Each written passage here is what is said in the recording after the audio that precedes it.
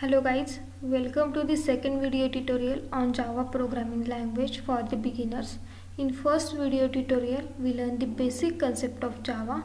Now we are learning data types in Java. So before we start, guys, please like, subscribe and share my channel.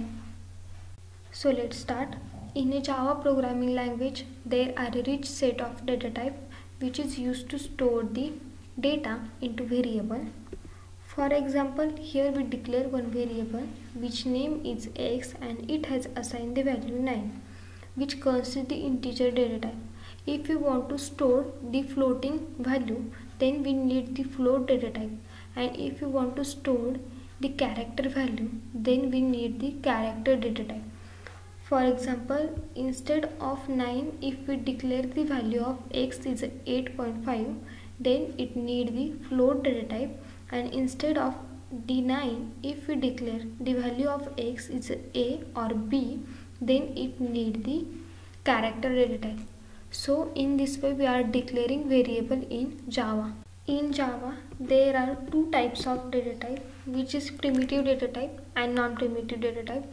So firstly we are seeing what is primitive data type, and then we will see the non-primitive data type in Java. So let's start with primitive data type, which is also known as a built-in data type, and these primitive data types are predefined by the programming language. There are 8 primitive data types, that is int, float, char, byte, boolean, short, long and double. So these 8 are the primitive data types in Java, and this data type does not have additional method. So you can see in this diagram there are the 8 primitive data types. The primitive data types are classified into two parts, that is numeric and non-numeric. The numeric data type consists the integer and floating data type, and the non-numeric data type consists the character and boolean. So firstly we are seeing numeric data type. In numeric data type, first one is integer. It consists the 4 data type, that is byte, short, int and long, and which is used to store the integer value. Next one is floating data type, which consists double and float, and which is used to store the value into decimal point. Next is a non-numeric data type, which consists character, and it used to represent the single character.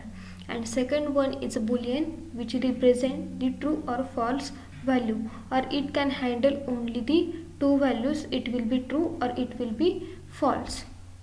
Let's see the memory size of primitive data types. So you can see in this table there are the 8 primitive data types and its memory size. So if we want to store some data, so we need some memory size. So if we want to store the character value, then we need the 2 byte of memory size. For byte we need the 1 byte of memory size. For short we need the 2 byte of memory size. If we want to store the integer data, then we need the 4 byte of memory size. For long we need the 8 byte of memory size. For the storing the floating or decimal value, we need the 4 byte of memory size. For the double we need the 8 byte of memory size, and for the boolean we need the 1 bit of memory size. So these are the memory size of the primitive data types. The next concept is a non-primitive data type, which is also known as a reference data type, and which are the not predefined by the programming language. It is created by the programmer. For example, for creating class or type of class or creating type of array. And in every variable of a non-primitive data type is an object. There are some additional methods to perform certain operations, and the non-primitive data types such as a string, array and classes. So string is not a data types in Java. String is a class in Java. You can see in this diagram there are the non-primitive data types in Java, and it is string, array, classes and interface. So this is the concept of non-primitive data type. I hope you understand the primitive and non-primitive data types in Java.